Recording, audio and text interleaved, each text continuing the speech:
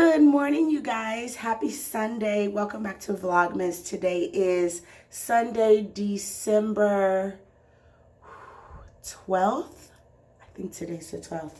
I am continuing with the best of beauty with the best moisturizer. And they say this is Allure.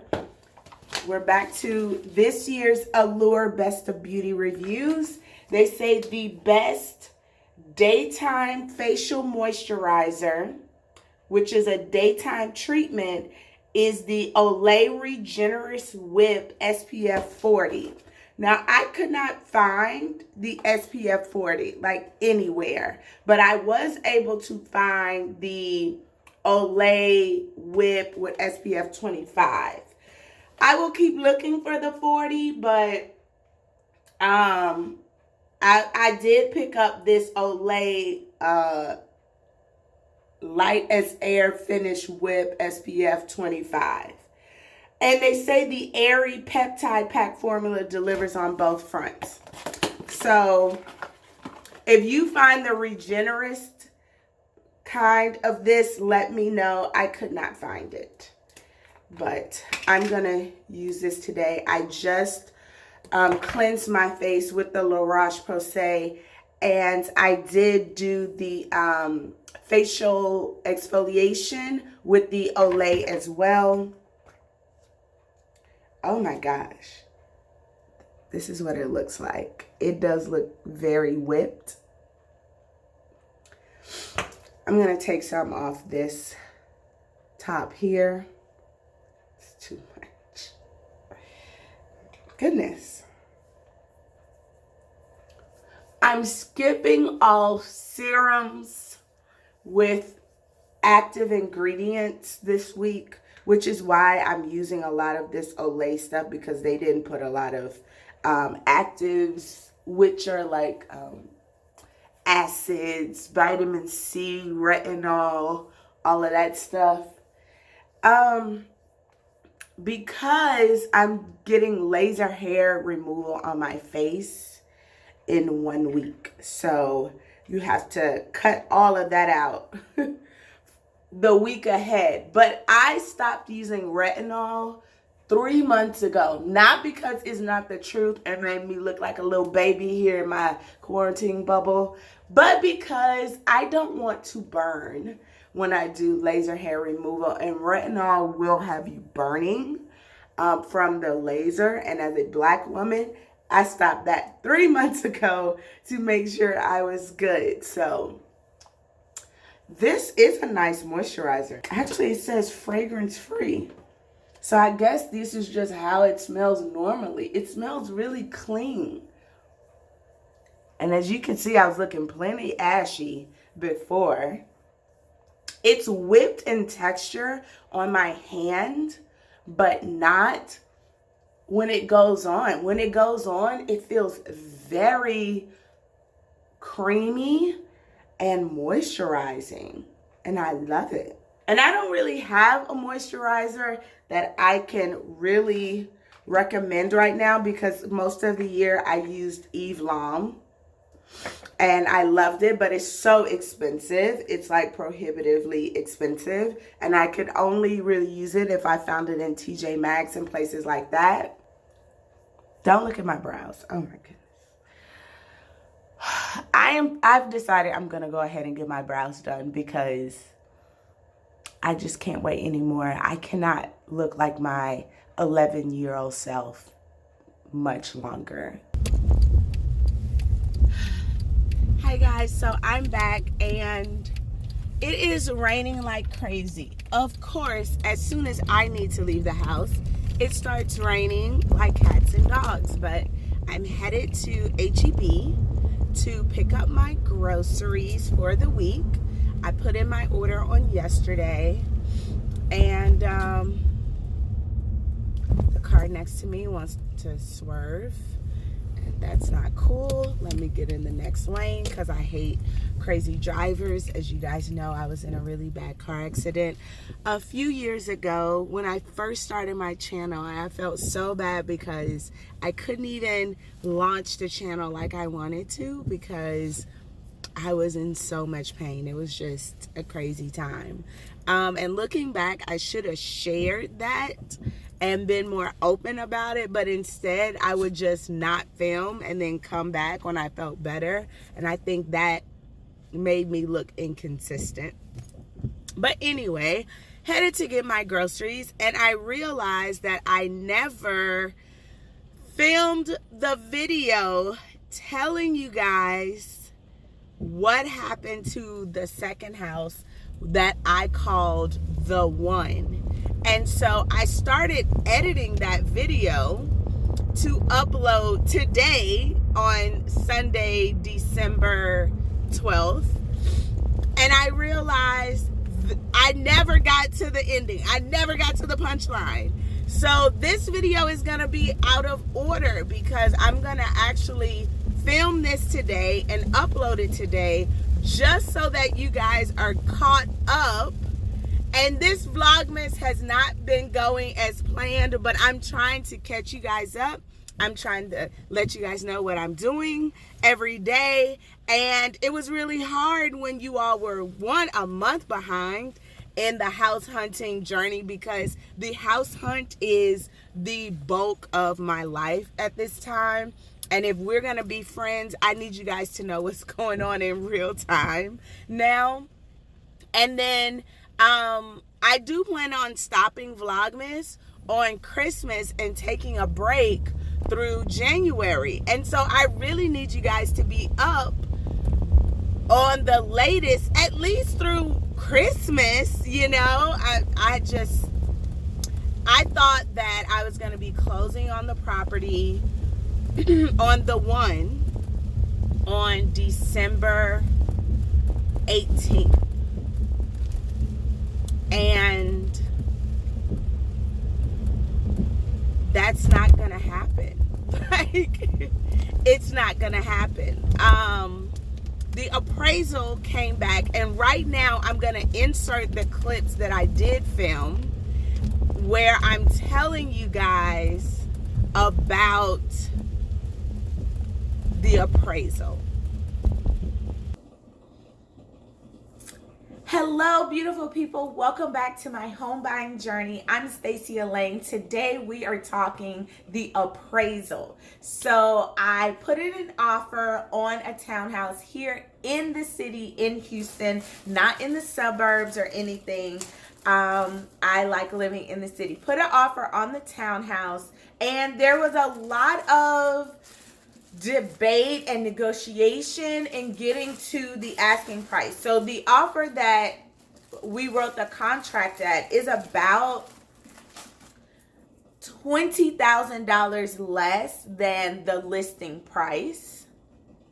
But at the same time, it was about $40,000 more than comps said it was. It was a very weird property to try to get to a market price. So we came in lower than asking, much lower, but well above where we thought the market would be. And I thought, okay, this is fine because the appraisal is going to tell me what I need to know. The appraisal is going to appraise the fair, market value. And the lender is not going to approve the loan if my sales price is so much higher than what the property appraised for. And that is actually what happened. I'm not surprised, but I got a call from my lender last night. She sent me the appraisal, and the appraisal came in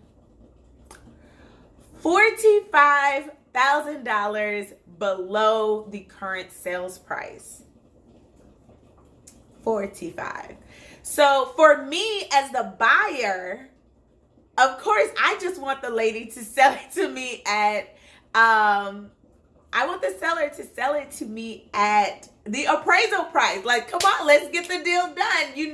This is what the property is valued at. But there are a few things that the seller can do. One, they can kind of fight the appraisal. They can bring in some new comps. They can bring in some new information and actually say, you know, hey, sorry, I'm boiling eggs. I'm going to make avocado toast. They can say this is actually not what the townhouse should be appraised for. She can just agree not to amend the sales contract, and then I would have to pull out at that point. Or, you know, if I really wanted the townhouse, I could, you know, we can try to negotiate or whatever, and then I would pay the difference between the appraisal and the sales contract. Lots of things. This is the perfect, I feel like I am being used by the Lord right here, because this is the perfect case of what can happen when you are buying a property, and no home buying experience is the same. You guys, I'm now at the point where I'm decorating the house. I already have the insurance. I've changed my car insurance to say this property, you know, like we are getting the ball rolling, and this is going to hold it up. So that's what's going on today.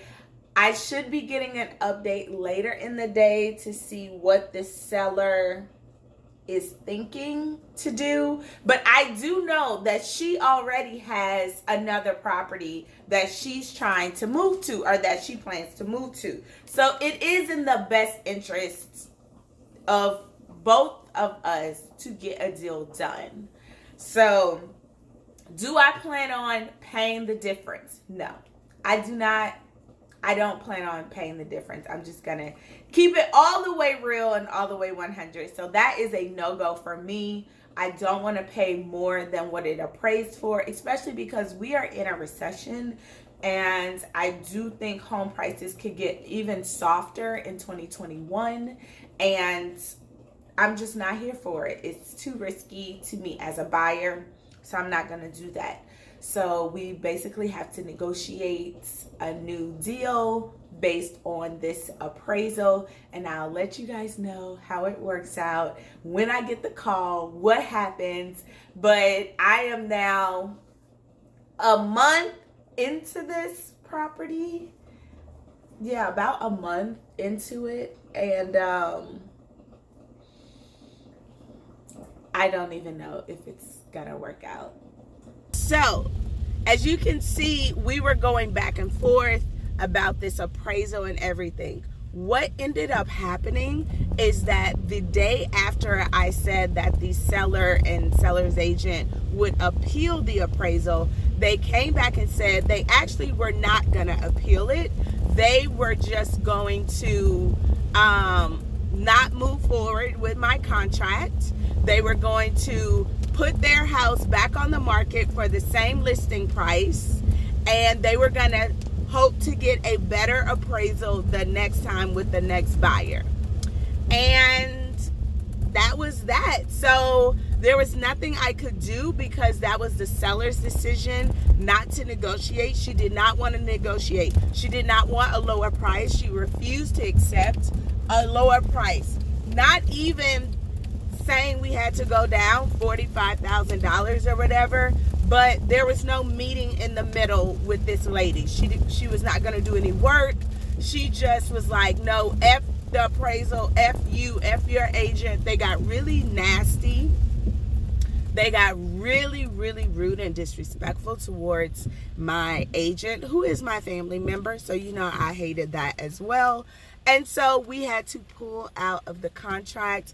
And so in some more vlogs, you will see me just in distress, because I was really going through it.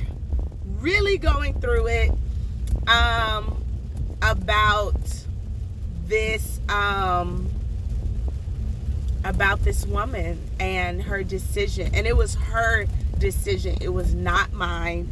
And I just want you guys to know that sometimes buying a house is ugly, and it is filled with disappointments. And sometimes not only does your first offer fall through, so does your second. And right now, when I'm recording this today, I actually have an outstanding offer on a third property, and they have not responded back.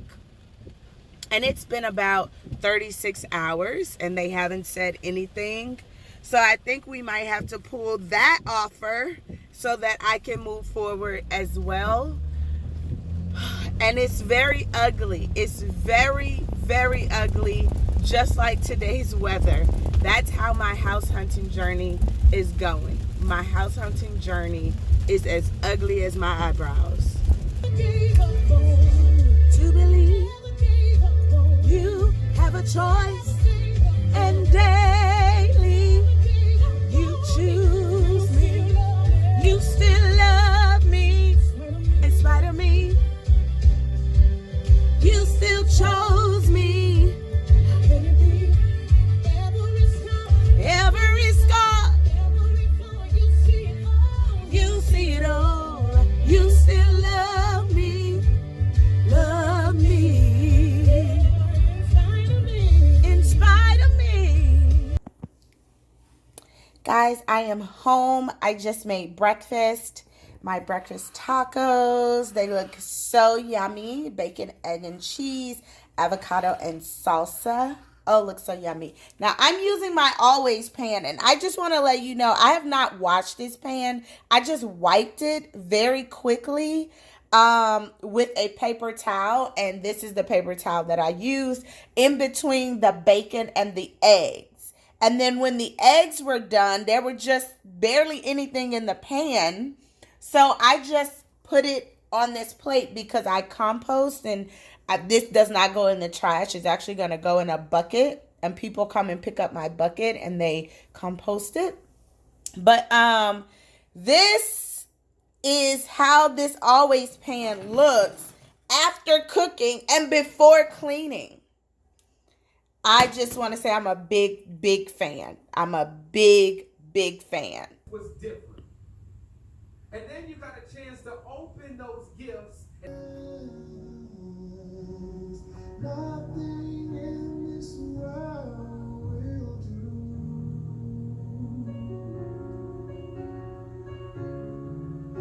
Oh, 'cause Jesus, you're the center, and everything revolves around you. Jesus.